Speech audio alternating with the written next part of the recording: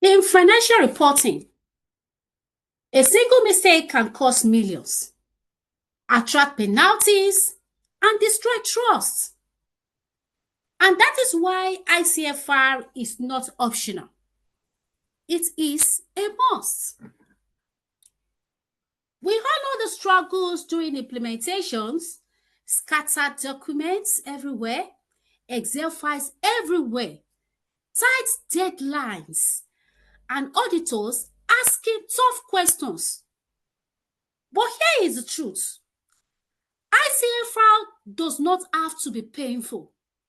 It can be smooth, quick, and stress-free if we have the right to. And it's no longer a news that over 90% of professionals and entities are now aware of what ICFR is all about. Who are the parties to this process and which entities are required to carry out ICFR. And also, the guiding framework for ICFR preparation, which is the course of framework, would consist of 5 components and 17 principles as recommended by FRCN. So, the problem is not knowing about ICFR. The real challenge is, how do we make ICFR easy to implement? At QuestNote Services, we first designed a template that broke down each COSO component into a simple structure, making the process easier for professionals and entities to follow. And now we are taking it a step further with our app built to make ICFR simpler, faster, and more effective. This app is not about learning new software, no. Instead, it's about knowing the content of ICFR quickly and effective. And that is why Microsoft Excel cannot be underestimated because of its flexibility, easy to navigate, and known to all. With Microsoft Excel handling part of this automation, professionals can now focus more on mastering the ICFR processes from start to finish. Our app streamlined ICFR implementation, starting from the entity level checklist, the control activities and materiality testing, the walkthrough test from all line items, control design, which is also called the control sheet, then the final deficiency report for the management. Everything lives in one place, clean, organized, and tailored for each sectors. As a professional, you now have all you need in one app. And as an entity, your ICFR processes are streamlined, customized to your operations. And the best part of this app is that no installation, just download, click, and continue to use. So let's see how it works. This is the interface, a default page. After the download, you have it on your desktop. After the download, you have it on your desktop, just the way it is.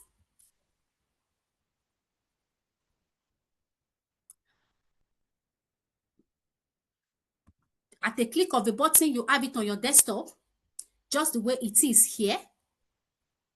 Let's go back and see how it works. This is your desktop. You are clicking it from here. You have it open after the download. Then it's forced to a default page, which is the home page. Then we have About Us. This talk about what QuestNote is, what we do at QuestNote and the services we render. This is the control who. This is where all the processes are being carried out, starting from the entity level checklist down to the transactional level, the risk assessment, and all testings and control. Let's take it from the control, the ECL, which is the entity control level checklist. From here, you have all the list of sectors tailored down to what they do. So at a click of a button, you have your entity checklist designed to tailor to what you do in your operation. So let's use banking and financing a service as an example. You can see you name your clients, client A, client B, client C. So at a click of a button, you have your templates opened. So this is where the checklist is.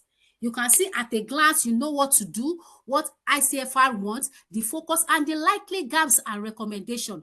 So you tailor it down to your own activities. Your recommendation, no, here we have already given you a likely gap, a likely recommendation you might have. You just fine tune it to what you have. Then eventually you have your exemptions here. This is where your exemptions is. Then let's quickly go back to the dashboard before we continue. This is where your dashboard is. From here, you have all the principles you are going to work on at a glance. So at a click of a button, you get to where you are going. So these are the relevant notes.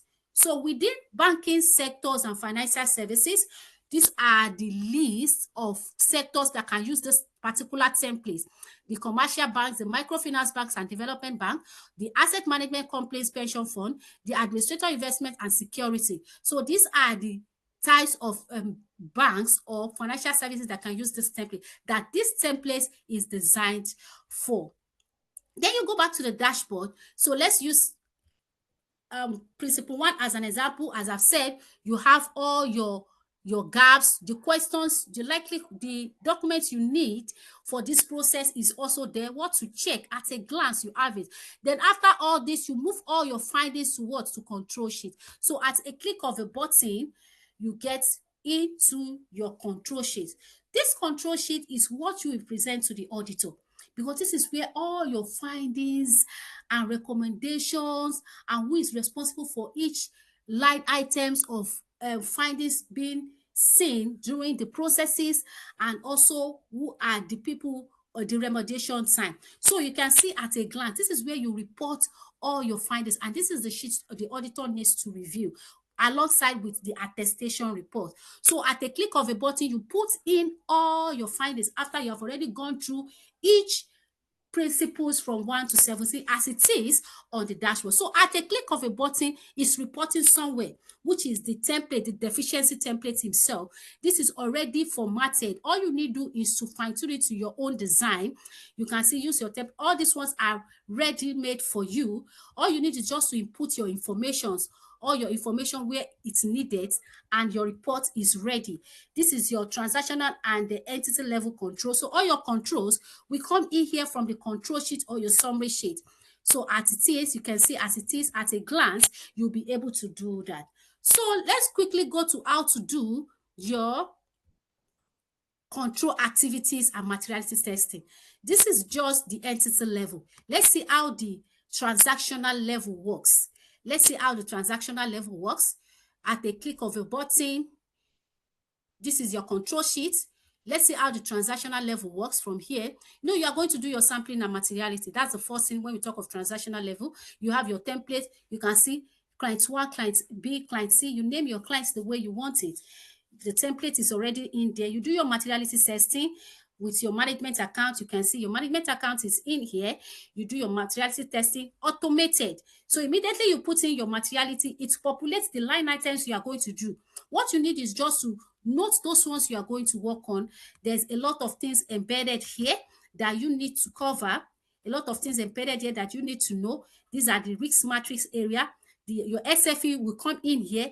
Your statement of profit or loss and other comprehensive income will come in, because those are those things you are going to analyze to be able to know where your materiality threshold falls. So from there, you have already picked the line items you are working with.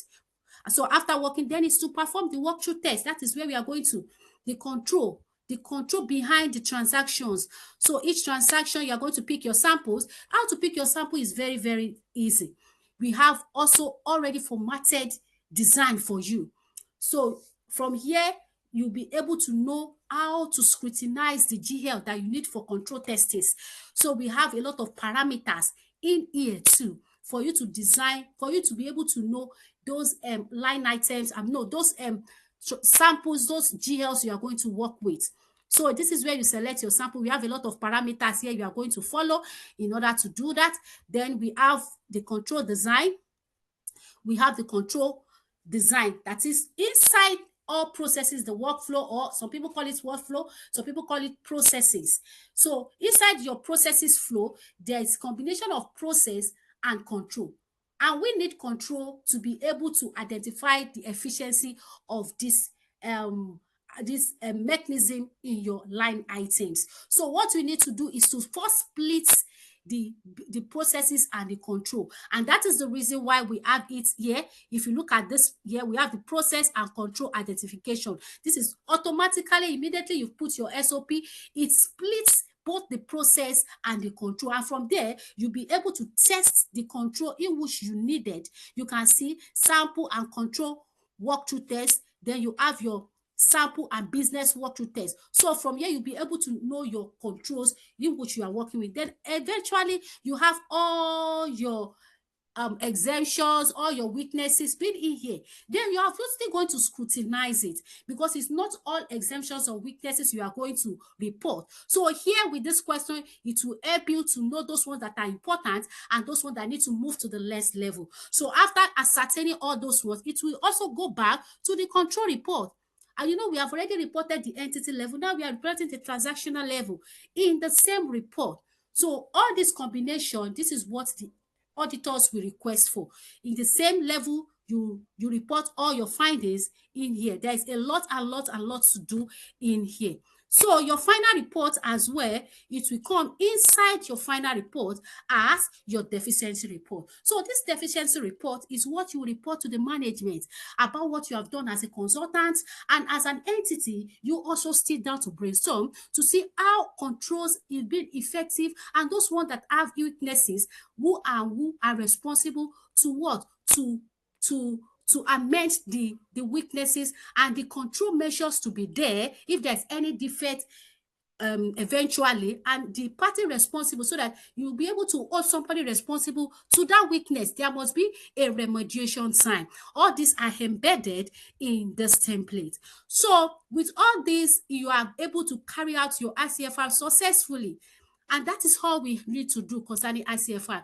You can see how simple it is and how you can easily use it in order to make your work easier and faster. Fine. When we talk of entity level, there is a lot of documents to be attached.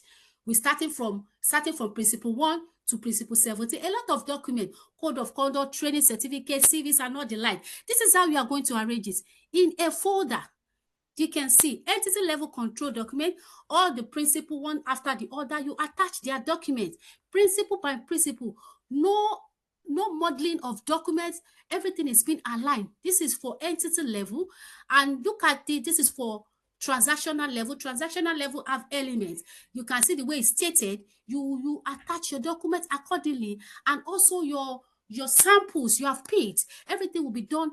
The samples and the documents behind those samples will be arranged accordingly to the element of financial statement. You can see, and if you have anyone that is not there, Excel allow manipulation, and that is the reason why we choose Excel for this exercise. We can as well make it so complicated, but no, there is no time. We need to make everything easy for our clients to be able to navigate through. You can manipulate Excel as you like, and I know with this everything will be done at a swift of a button. Then we have resources here too. We have resources you can go through, sectors within the ICFR. There is a lot for you to learn there. ICFR implementation, there is a lot to learn there. Then we have our material here. There's a lot of material to a presentation you can present to your fellow colleagues. There is a laid down presentation slide for you to follow. A lot are in here for you to know about ICFR, who are the parties to ICFR, what is the difference between statutory audit and ICFR, a lot of things. Then this format, this is called the Management Report on Assessment of Internal Control over Financial Reporting, is going to be part of the items you are going to give to the auditor. Auditor will request for this and your control sheet. While the management record for we use the deficiency report for their presentation in order to see what have been done so far, and also to be able to attest this report. So this is what we have for you at Quest Note Services. So at Quest Note Services, we are here to make your job and your activities very smooth and simpler. This is our email address, questnote at gmail.com. Then our phone number is also in here. So from the entity level checklist to the board approved report, everything lives in one place. No scattered file, no missed steps, no confusion, just clarity, compliance, and confidence. So why not partner with us today? Our contact details is right there. As I said, patronize us as Kesto Services and get your ICFR done at a click of a button. Oluwatobi Ukoma is my name. I'm the lead trainer of Quesno Services, where we simplify all your financial activities just with a click of a button. Thank you very much.